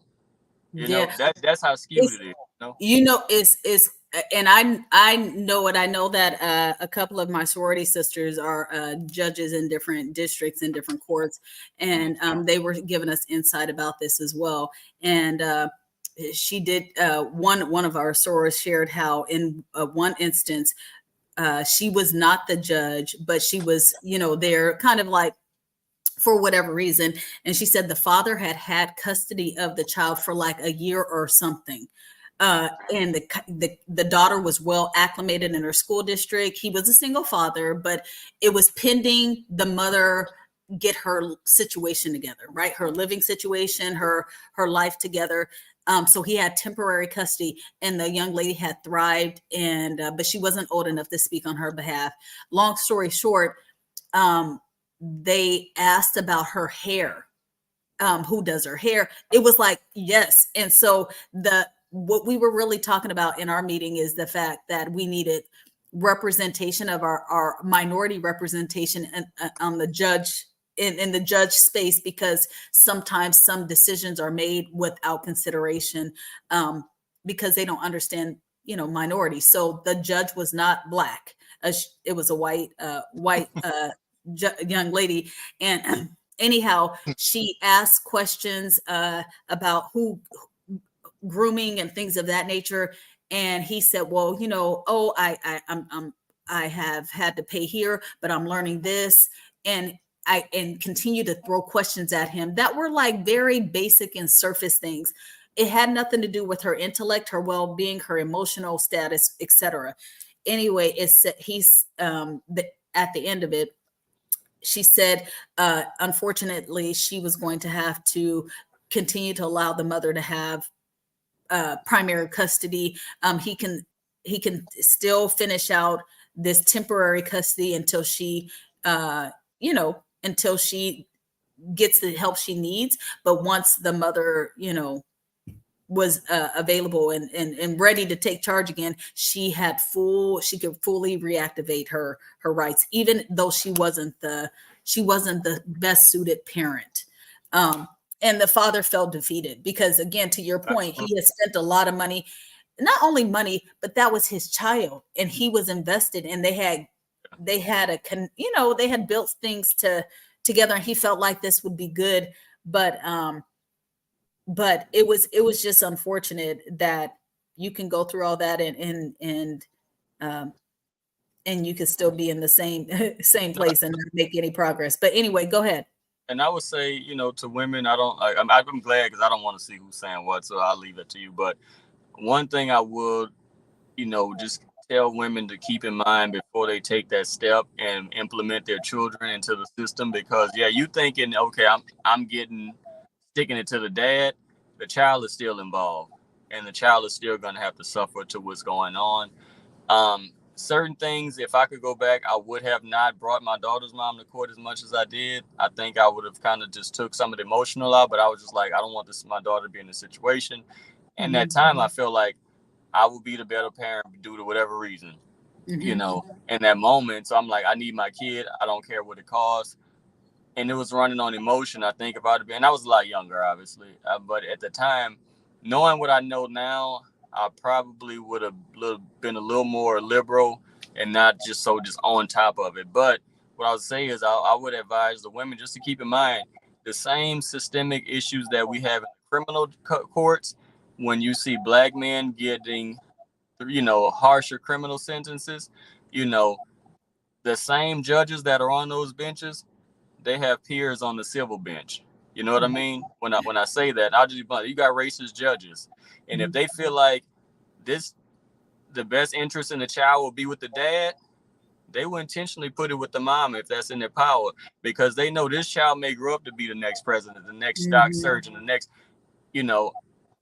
high value person. I hate to use that term, but for lack of a better word, why would we want that? Right, but yeah, agenda, yeah. I love the call out for moms, but I will also just echo it. And, I'll do this. I'm going to call it out for dads too, because bottom line is mothers wouldn't have to even resort to that if they would just show up and partner. No, absolutely. Right. Absolutely. So just not for you, but I'm just saying, no. I'm just like to marry that, like, yeah, mothers consider that, but don't let that be an enabler or a deterrent necessarily all the time, because the reality is that I love how you led with really make sure the emotional piece is in check. But again, going back to that sounding board piece, find someone that you can have a sounding board so that you can see, because we can't see ourselves from an outside perspective. We really need someone to say, Shay, you know what, you're doing this because of this. But we also like kids cost, and they do cost. And if you're not only do they cost, but they also need presence. They need that. And if you can get a I'm trying to say moderator or someone that will help you with conversing with the opposite parent before you have the court. I don't know if they offer that in counseling. I don't know if anybody knows that's watching. Is there something like that that's offered where you can get a counselor for parenting, even though you're not trying to be romantically involved? I don't know. But anyway, to help you really talk about the child. There is? Okay. Yeah, it is. I don't know other states, but in Dallas, I know you go through the normal, custody issues. There are different avenues. They'll do like I guess a mediator in a sense. Yeah. But there's also where you have to go into like a parenting class just to say, hey, it's almost a mediator for the parents to say, let's look at this to help the parents remove the emotion, because both parents love the kid, obviously. I think certain times we do love the kid, and that's the core of it, but we allow our personal issues and emotions to overshadow that. But there is proceedings in place to help the parents kind of like navigate and remove the emotion, and maybe a mediator in between to kind of help push that through. Okay. But it is, I'm not thinking terms, the technical, no, you're right. Someone thanks, Camila. Mediation may be available, so maybe exploring mediation first. That could be a form of a sounding board, maybe for people then that will help you with more clarity, to be more crystal clear on what the best next step would be, and in favor of the child. And so, you know what? It's messed up because I have another question. I can't even remember the last one I had before. This, hey, it's intentional conversation. We go with the flow. All right. Did you have something else? Do you recall what we were talking about prior to that? We talk 4-5 hours and be all over the place. So I know, and I have 15 conversations. Okay, Go ahead. Like, in regards to both parents, man, especially the dads, because certain things I'll just see. So, like my bonus kid, I'm trying to make kids go through a lot, especially with social media and so many different external distractions, that they encounter that we didn't have, that they do. Like a friend of mine, her son is in a situation recently that he was being bullied, and she called his dad and was like, hey, I need help with this, and he's just flying off the handle. And I'm like, bro, I didn't talk to him, but in my mind, her and I talking, I'm like, well, bro, you weren't involved. That's not the approach to take. You wouldn't even know if the child is alive or dead. You haven't called and checked on him for the last 2-3 months. Now all of a sudden you want to control from at work. You can't just show up and jump in front of the line. How about, hey, you know what? I'm sorry I haven't been present. Let's see what we can do. But and the suicide rate is at a higher percentage due to, just different things that these kids that have to deal with that we don't. Like my daughter always said, Dad, I'm not gonna get traffic. Because I'm always on her. I am a somewhat of a helicopter dad, but I'm like, knowing all the things that, can happen, and it was crazy as people are, why wouldn't you want to be involved? Right. As a man, Yeah, I saw your post. I saw your post about what's you guys, oh my gosh, P. Diddy, and you know who I'm about to say. Right. What's your name? Cassie. Okay. I saw your post and you were saying you were calling out to fathers. You said, fathers, we need to be there. Now I do know recently Cassie's father came out and said that he was not Cassie. That was somebody else's father came out and said that Kim, that he never saw anything about P. Diddy that would make him believe that his daughter was being abused. But I think that what you were calling out in your post was that you have such an intimate relationship with your daughter. You believe that she would not only would she not tell you or clue you in some kind of way, but that you would know something's off with your daughter. I would hope so, right? And of course we know there's one-offs where you assume your kid or whoever you're with until something happens. You're like, wow, I didn't expect that. Right. But for as long as I can remember, like her mom has had, not that she's been for the streets. No, I don't want to give that impression, but she's dated guys outside of myself, obviously, in the midst of us having a kid. And when I pick my child up, I'm like, hey, has this happened? Have you been touched? Said anything? Blah, blah. No, Dad, no, you sure? And I don't care if they say I'm hurt your dad, I don't care. You tell me, and I may have band over the top, but at the end of the day, I want my child to feel like, come hell or high water, if somebody put their hands on you, it's game time, Yeah. and as I said in that post, I forgot I even posted that, but I say, well, don't put me in a situation where I have to do something that will cause me to not be present in the future, and that's for her to take accountability. But again, I'm glad you said that, though. Cassie being my kid, we wouldn't have a Diddy. We wouldn't. My mom used to always say, I'm gonna make it public, so unless I gotta explain to the judge. I'm okay with that, and I'm okay. I'm going with a badge of honor. Like, all right, I bet ain't gonna be no more. Take that. take that. You took it, and I'm about to take this charge but I promise you, no. Yeah. No. And then, and that's not even my character, but I ain't a killer, but don't push me. Well, listen, come on, Tupac. I'm with you. So this is the last question that I'm going to ask you, and it kind of is around the same thing. And you and I have had plenty of conversations, but we're not going to go into this. So and this is for my women, I just want. So, okay. So have you dealt with women that have not had their father around, right? Or have bad relationships with their father. And do you feel like it's you know the saying, oh, men sometimes say, oh, she had daddy issues, and so they have a perception about that. Can you share with us really what your thoughts about the impacts are to women and from dating perspective, right? When their father's not around, or when they don't have, I guess, the presence of a man. I know that's loaded, but do what you can. Ooh, I'm gonna have 2 followers when I get off this. No. I won't say no names, but if they Don't watch, say no names. Yes. so I got a friend, and he like, ooh, I love it when they got daddy issues. That'd be the best ones because they easy to get. And he joking. But no, he ain't joking. But he joking. Okay, so can you share with us? And this is important because, and I want, the reason why this is a good question from my perspective is, I need for fathers to recognize that there's an impact, and there are other, I wouldn't say predators, right? There are people that are looking to see, oh, she got daddy issues, or she's not close with her dad, or her dad hasn't validated her or affirmed her. Oh, she's gonna be easy for she's an easy target, or whatever, right? Or I can command and control more. I don't know, but I want to get your insight about that, because that is something that I've heard a lot about. I mean, even though I've heard a lot about. Go ahead.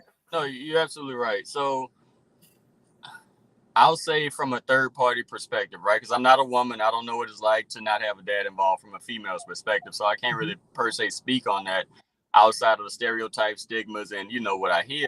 But one thing that comes to mind every time, the same thing, that the number one factor is always, I feel like I didn't feel love from a man. I don't know what that looks like. I didn't know how to receive that. Have I dated women that have openly said they have daddy issues? Absolutely, But these women, this is my older age too, so they've had the opportunity to do the work and work on themselves and find whether it's therapy, healing, or whatever that looks like for them. Mm-hmm. But they have said that they've had to deal with promiscuity at a younger age because they tried to fill that void from a man. Mm-hmm. And again, I can't relate to that. So, mm-hmm. I don't want to speak on it or speak down to it. Mm-hmm. I can just say, okay, and keep it moving. Right. But with what I can speak to with my own child is, so she's at the age she likes boys now. And so one little guy she's dating, he seemed like a good kid. Mm-hmm. And he brings her flowers, or he sends her flowers and stuff. And she's like, oh my God. I'm like, girl, don't get excited. Like, you can be appreciative. You've been getting flowers. Like, wait, why you hating this? I hate, like, nah. You said you've been getting a little bit. You're like, oh, what kind of flowers? These ain't even that fresh. No, go ahead. I ain't gonna lie, I was talking down about, I'm like, them flowers. Big ass flowers.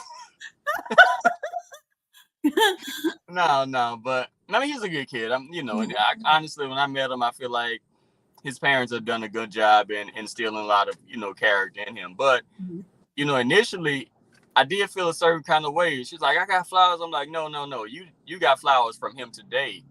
Let me remind you, because I take a lot of photos. Let's go back to kindergarten to present day. You've gotten flowers from your dad the whole time. You can be grateful, but don't get so geeked and excited. Like, I got flowers. Thank you, but that's not going to get me. My dad has been doing this. Mm-hmm. My dad has been making sacrifices. Not to even put labels on me. I just feel like certain things a man shouldn't be able to do to impress you, mm-hmm. And it's not even from money. Like I said, if a man can spend money on you and you get excited, no better than the woman on Harry Hines in the red dress. You know what I mean? And that's honestly. Like, now, can we just call out the fact that the young man is demonstrating. He's demonstrating thoughtfulness, and she can be excited about the thoughtfulness, not the flower. Don't.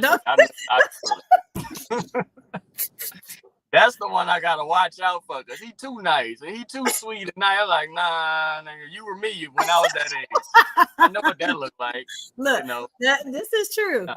But no, in all seriousness, that is great, and I love that for her and for him. He seems like a gentleman. Yeah. But certain things, I want her to be appreciative and grateful, but not overly excited and feel like Yeah. she has to gravitate for things. Yes. Even, you know, matters of the heart, character, like we talked about recently, like character traits. It's like, okay, show me that you really appreciate me. And at this age, it's all puppy love, Yeah. But even as she get older, it's like, okay, you can buy me things great, but show me that you care. What sacrifices are you making?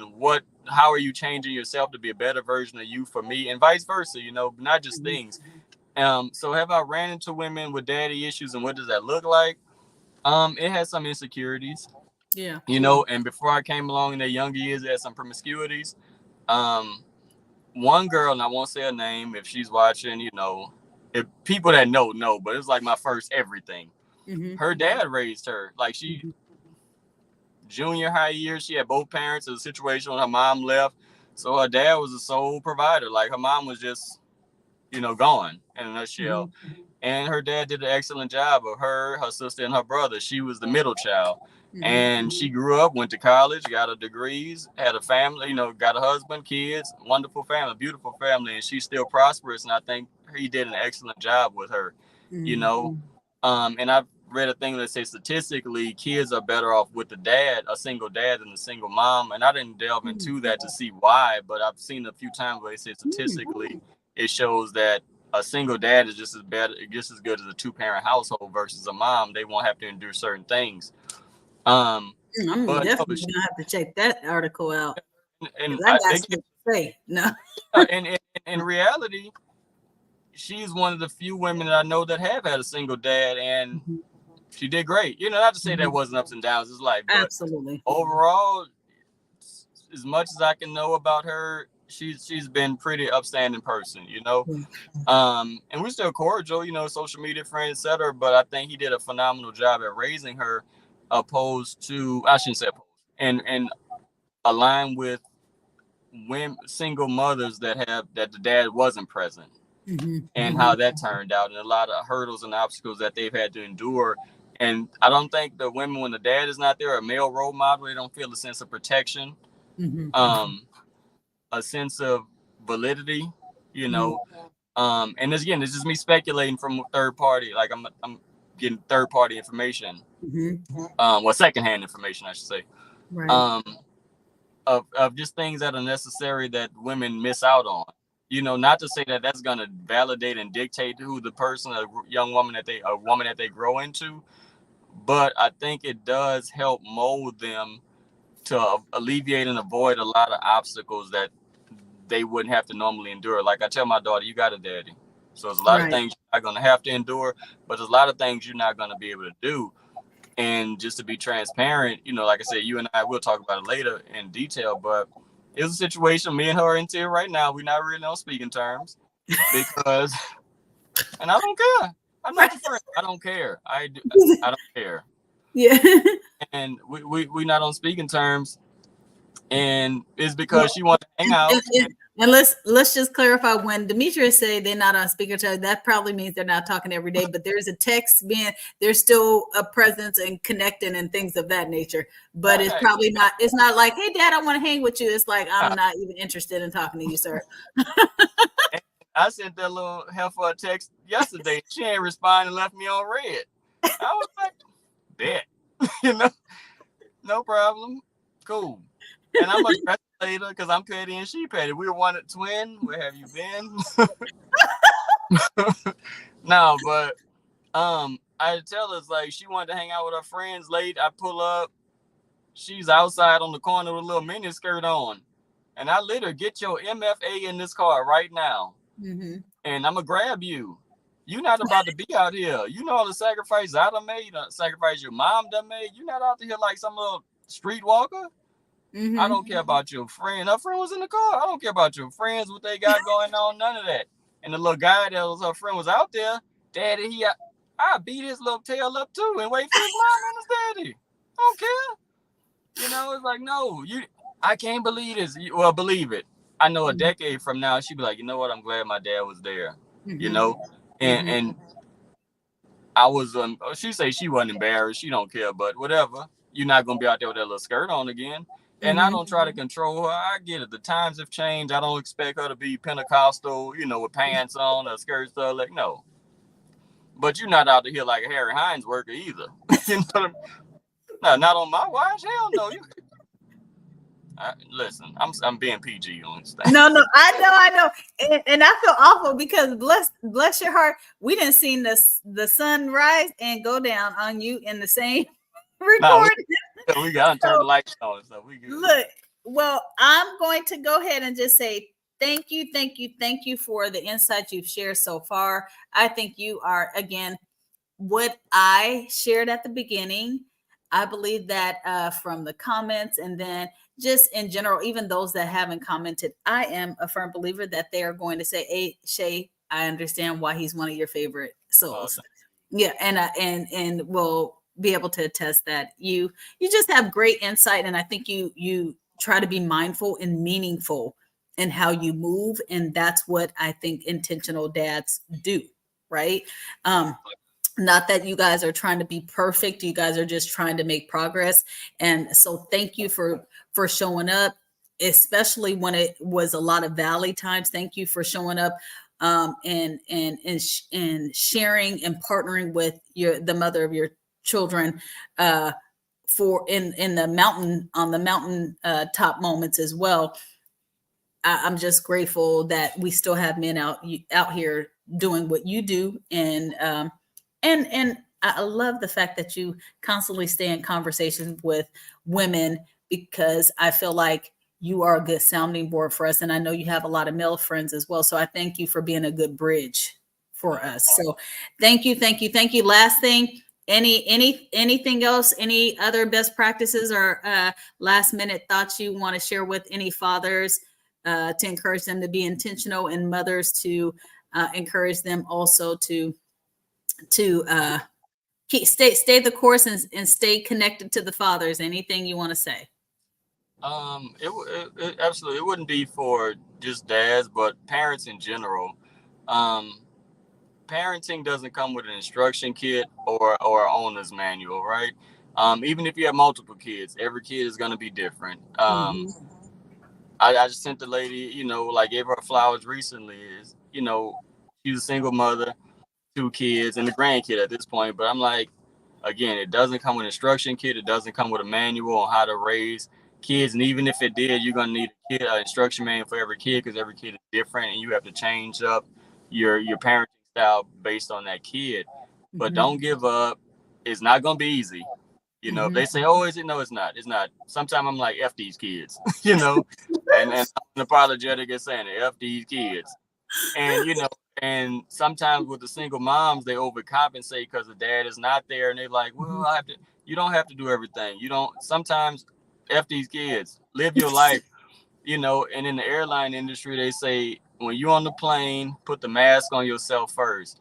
And you can't give so much of yourself to where you deplete it to your child. And I've been guilty of that myself. And I had to realize, F these kids, like, I got to take care of me, And I'm joking, but I'm serious. No, I know what you mean. There's a balance, because if you don't take care of you don't do a good job showing up for other people. I know what you're saying. Yeah. Put the mask on yourself first, Yeah. And these kids gonna be okay. They all right. They go all day without bathing, cleaning their body, brushing. They gonna be all right. They on the phone, they on the game. They ain't really outside no more, but they all right. Yeah. And you're doing a good job. If you can look back and say, I've done everything I can for the best of myself, my child, and my family, that's okay. That's all that matters. You're not going to be perfect. There's no thing as perfection. It's not the perfect storm. And if you're waiting on that, just stop, because it's never going to happen. And if you can look back and say, hey, I did all I can, that's all that matters. The child is not going to remember because you didn't buy him this or her that, or you missed, this event. They're going to remember when I needed them most at their lowest point was my parent present. And that's what really matters. I can't think of everything my mom did or didn't do with my dad or my stepdad. But I look back, I can remember the times when they were there. Right. And as long as those exceed the times that they weren't, hey, it's all good, Good. And we're not going to get it right every time. It's impossible. Just like a child. But I hear a lot of women, they beat themselves up or they want to overcompensate because of what they feel like they're not doing. And then social media plays a big part because you see these women on social media. It's like, oh, my family is perfect. My girl, shut up. You're lying. Like, I know you in real life. Your kid is bad as hell. They just got suspended. And your husband got another family across town. Girl, stop. And we comparing ourselves to that. And these women like, I wish I could be like, no, be like you. Be the best version of you. Yes. Is no gauge, no barometer, a measuring stick to say what's good and what's not. You dictate that and you determine that based on how you feel. And if you feel in your heart to heart, say, hey, I did the best I can, and you taking accountability, that's all that matters. Yeah. That's really.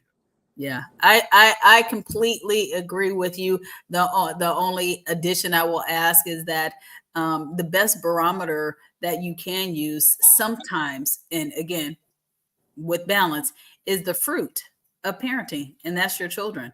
Ask them, talk to your children, connect with your children, and I mean, and when I say balance it, right, because it's based on their experience, maturity, and vantage point. But you can also do that. Start, stop, start, and continue with the child.